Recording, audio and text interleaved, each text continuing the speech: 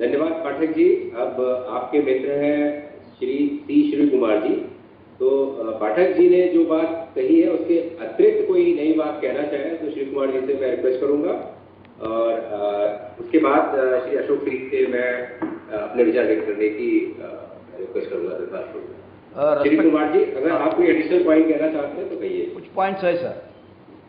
Respected Secretary Saab, I would like to emphasize here that so far as the corporatization of the ordnance factories are concerned, the entire workforce, chairman may not be opening his mind to DGOF and chairman, but right from DGOF and chairman to down below, I believe that the entire workforce of the ordnance factories have come to a conclusion to reject the corporatization of the ordnance factories. Because the writing is on the wall. We all know what happened to Royal Ordnance Factories of Britain, which is the mother of the Indian ordnance factories. When Thatcher was the Prime Minister in 1984, it was converted into a corporation. Today it is finished. And another writing on the wall is the Bharat Sanchar Nigam Limited, which Pathak ji has very categorically mentioned.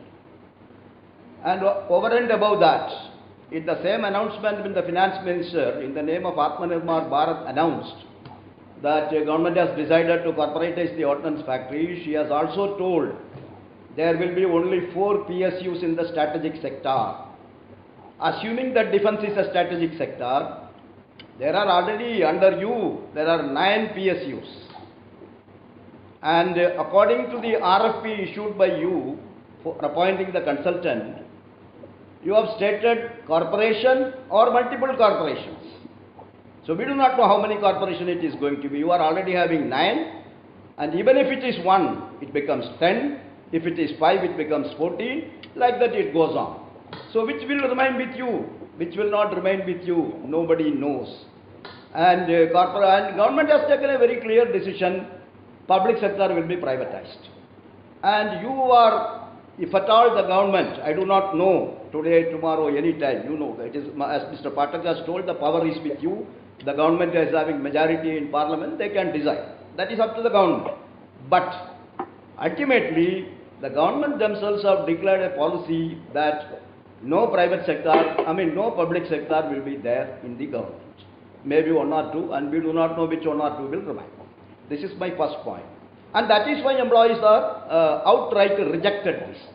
And 99.9% workers have voted in favor of an indefinite strike against this decision of yours. Then second thing, it is not that first time this corporation has come. In the very same conference hall where you are sitting, and also in the other 2 conference halls of the South Block, we had a series of discussions with at least 4 ministers. Late Mr. Jack Fernandez, our former Rashtrapati who was Defense Minister, Mr. Pranab Mukherjee, followed by Mr. A.K. Antony, and of course the late Manohar Parrikar. All have given written assurance ordnance factories will not be corporatized. Now you have violated that. That assurance has been violated by the government without even showing a minimum courtesy to inform to the employees' federations. You have violated that. Second thing, Parliamentary Standing Committee, which we have got highest regards because they study the entire defense requirement of the country. Parliamentary Standing Committee also recommended ordnance factories cannot be converted into a public sector because of so many reasons. You have restricted my time, so I am not going into the details. You please go through the Parliamentary Standing Committee recommendations, which have told because of fluctuation of workload and because the country has to maintain a war reserve, idle capacity, the question of ordnance factories becoming a corporation is ruled out because ordnance factories are not a commercial organization. It is not for minting profit. It is like the 4th force of the defense of the country. If you can maintain 13 lakh strong army, navy and air force, I don't find any problem for you to continue the ordnance factories in the government department which is producing, which is a result-oriented organization. You will appreciate that more than 70% of the workforce, by punching their attendance, they will not get the salary because they are on a piecework system. Every month, the first working day of the month, his salary starts from zero. Whatever he produced, that only he will get. Even his basic pay is linked with the production, his performance. In any central government department in our country, it is not there. Now coming to the subject of restructuring, sir, we have come to this meeting because you have used the phrase restructuring of ordnance factories. If it was corporatization, sorry, we must have stayed away from it, because we are not going to be a party for your decision if at all you decide to make it a corporation. We have come because you have called us for a restructuring. So what is this restructuring? Prior to 1980, in our detailed letter, that is what we have mentioned in our letter. That letter is our voice. It is the voice of 82,000 employees that has to be recorded in the minutes of today's meeting. Unfortunately, when the other associations, when they attended the HLOC, you published a press release. Whatever you told is reflected, but whatever they told us not reflected. That we doesn't want to have that type of a situation today, sir. So whatever we want to say, that we have told in writing, that has to be recorded. Now, restructuring. 1980 ka pehle, there was no Ordnance Factory Board. There was a DGOF and some 2 or 3 additional DGOF looking after certain responsibilities. The same government appointed Justice Rajadhyaksha Committee.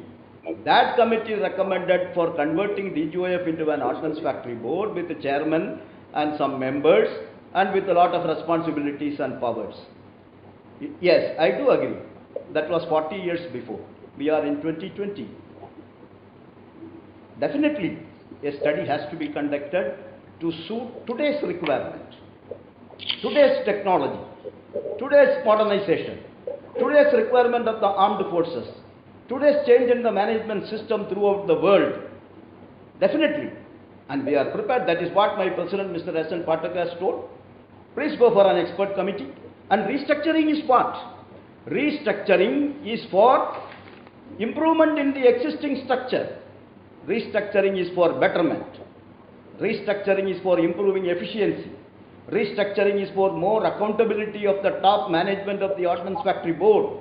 Restructuring is for improvement of productivity and quality. Restructuring is for customer satisfaction. Restructuring is to convert the Ordnance Factory into a world brand arms manufacturer, defense equipment manufacturer. This is the restructuring. Is the government prepared for that? Please constitute an expert committee. We will associate with them. We will come forward to join.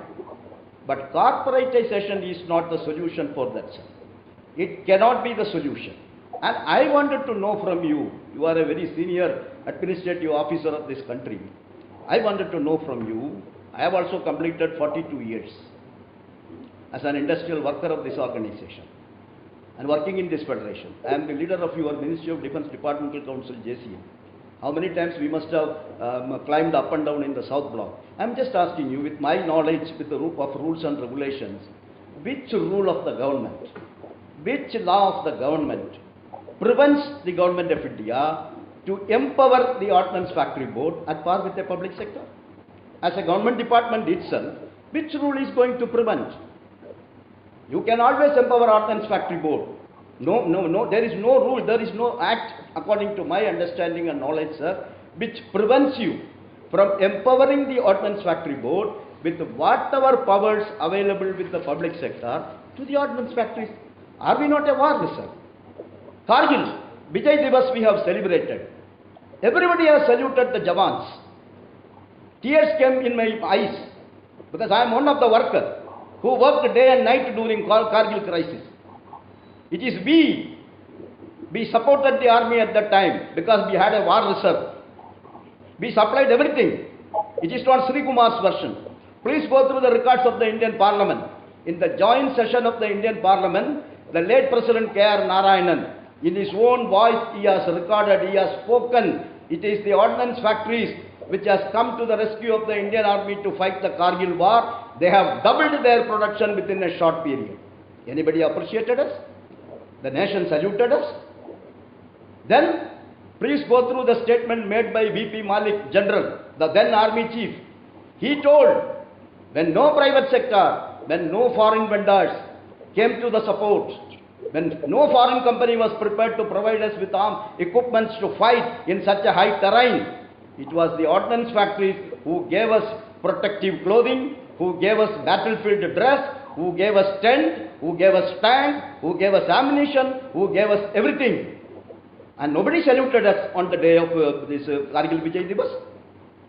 Therefore, sir, this is not the way you would treat the ordnance factories. Please don't destroy this organization. And why war reserve? Peace reserve. Peace reserve, I am telling you. When the COVID-19 crisis came, India was without a personal protective equipment. Not even a medical mask was available. One fine morning, the general manager of OCF, from where I served, gave me a card. Chairman has given me a card. Whole country is on lockdown. No transport. Mr. Sri Kumar, you have to ensure. OCF is given the responsibility. OCF Avadi is given the responsibility of manufacturing coverall, medical mask, non-medical mask. You have to cooperate. You have to motivate the workers. They should come and work. Have we not done? Chairman is sitting in this conference. Let him tell. Have we not worked? Day and night our workers have worked. Coveralls, lakhs and lakhs of masks. Because you have a capacity here. And what you have told? Dismantle these capacities. Because you have declared the clothing factory items as non-core. Dismantle this. Suppose you must have dismantled. Who must have produced this protective equipment, sir? You should appreciate that. Therefore, ordnance factories are not only war reserve. Ordnance factories are equally peace reserve also. No private sector. If you corporatize it, we all know this will be privatized within a short period. The entire ordnance factories will be destroyed. No patriotic citizen will accept this. No, the private company, they invest money for profit. Everybody, if at all you make it corporation, people will purchase the share for what? This ordnance factory has got 1 lakh crore worth of assets. 1 lakh crore. 62,000 acre land. Plant and machineries. Yes, the eagle eyes of the crony capitalist of the private sector is there. The corporate sector is there. Grab the ordnance factories. The poor soldier will suffer, sir. We 80,000 employees, we will become beggar in the street. And government will be happy to see us begging in the street. We know what will happen. But have you thought about that soldier? That poor soldier? Who will equip him? Who will take care of him? Every private company will earn only profit. And when that situation comes, they will not come to your rescue. That is why Indira Gandhi, why she has, nationalized these Caltex and the petroleum companies. They supplied it to Pakistan during the Pakistan war. They have not supplied to India. And that is why Caltex, Barmashal, all these oil companies, Madam Gandhi has nationalized. Everything has got an history. Somebody has branded some vested interest. Very correctly Mr. Patak has told. Many retired army generals are in the payrolls of the private sector. Writing everything against the ordnance factories. Yes, you know, some retired ordnance factory officer, including an ex-chairman, is carrying a bag with him and running like a medical representative for those companies. They are all responsible. They spoiled this organization. It is not the workers. It is not the workers. Ordnance workers are blamed. वो 3 घंटा काम करता है, 3 घंटा काम करने में हमारा earnings नहीं आता sir. All along in my life I am an industrial worker. I am an industrial worker. You have to work out of 8 hours, minimum 7 hours you have to work to earn your earnings, to earn your wages. No, these people who are writing, have they ever visited any ordnance factory? You go to ordnance factory Ambajari, sir, when it is in the month of May, outside the temperature will be 44. Inside the temperature of the furnace shop is 55 degrees Celsius. Every half an hour he has to take Nimbu Pani and he has to work in Ambajari factory. This is the condition. This is our condition. How many workers have died in accident while performing our job? Any compensation other than what is available for other government employees? Even during this COVID-19, 19 factories worked. They produced sanitizer. The Medak factory has repaired hundreds of ventilators for the government of Telangana. Anybody appreciated? Only the vested interested group is putting pressure on the government. Ordnance factory बहुत अच्छा तरीका से काम करने के लिए इसको आप कॉर्पोरेटाइज करो, उसको मार्केट में, शेयर मार्केट में लिस्टिंग करो, इसको खत्म करो. Please sir, no patriotic citizen should accept this. No patriotic citizen should accept this. If 4 ministers, they are all patriotics. Can anybody doubt the patriotism of Mr. Jaat Fernandez? Pranab Mukherjee sir? A.K. Anthony? Manohar Parrikar? How they have rejected the recommendations of the so-called expert committees to corporatize? How parliamentary committee has not accepted the not accepted for corporatizing? Therefore, my humble request to you is, sir, we are very grateful you have called us. HLOC, we have taken a decision not to attend unless the terms of reference is amended.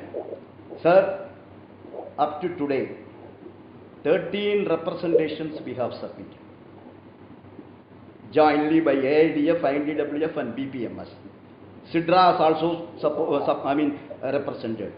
There is not even a minimum courtesy for the government to reply for that, to acknowledge that letters.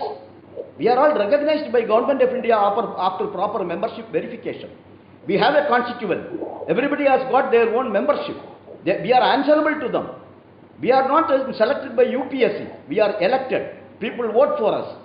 And as in a democratic setup, we are answerable to our constituents. 13 letters we have written. The DDP has not bothered even to write a one-line reply for us. Are we written something rubbish? These are all documents. These are all the reflection of our heart. Whatever document we have prepared is not a novel, not fiction. These are all each and every letter has come from the bottom of our heart. Therefore, sir, as my president has finally suggested, please don't go ahead with the proposal of corporatization. Usko withdraw kariye, aap ek expert committee constitute kariye. Within the present setup, you are restructuring the improvement in the performance of ordnance factories, improve the efficiency, improve the productivity, improve the quality, take the customer into confidence, customer satisfaction. We are with you. We are with the Government of India. You may convey these feelings to the Honorable Prime Minister and to the Defence Minister, and you are our chief. We work under you, and with full confidence in you, with full faith in you, our humble request is, sir, please go back to the Honorable Prime Minister and apprise him about all our feelings. Tomorrow he should not say that nobody has brought these facts to my notice. No bureaucrat has told me what is happening in the ordnance factories. Only because of the advice given by the bureaucrats, I have corporatized the ordnance factory. Such type of a statement should not come. So all of us are equally responsible. Please take our sentiments. These are all not sentiments. These are all a concern for a 219 years pioneer defense industry. This industry has to be protected. This industry should not be handed over to some petty crony capitalist or some private corporates, and they will sell it and they will go away. The army will suffer. That situation should not come, because initially you have told in the border, both the sides are facing face by face. Our Jawans should be fully equipped. Our Jawans' morale should be increased. And we, as I told you in the Kargil crisis behind the curtain, we have done that job. Please allow us to do that. Please motivate us. Please encourage us. Please be our mentor for working for the defense of our country. Please do not corporatize. If government go ahead with that decision, then as a trade union, sir, we are left with no other option than to go for our trade union action, whatever the workers have given us a mandate. So I hope you will view the written document given by us late evening yesterday, and whatever myself and my president have expressed and the other speakers are going to say, and I am confident when you conclude this meeting, you will be concluding with a positive note. Thank you.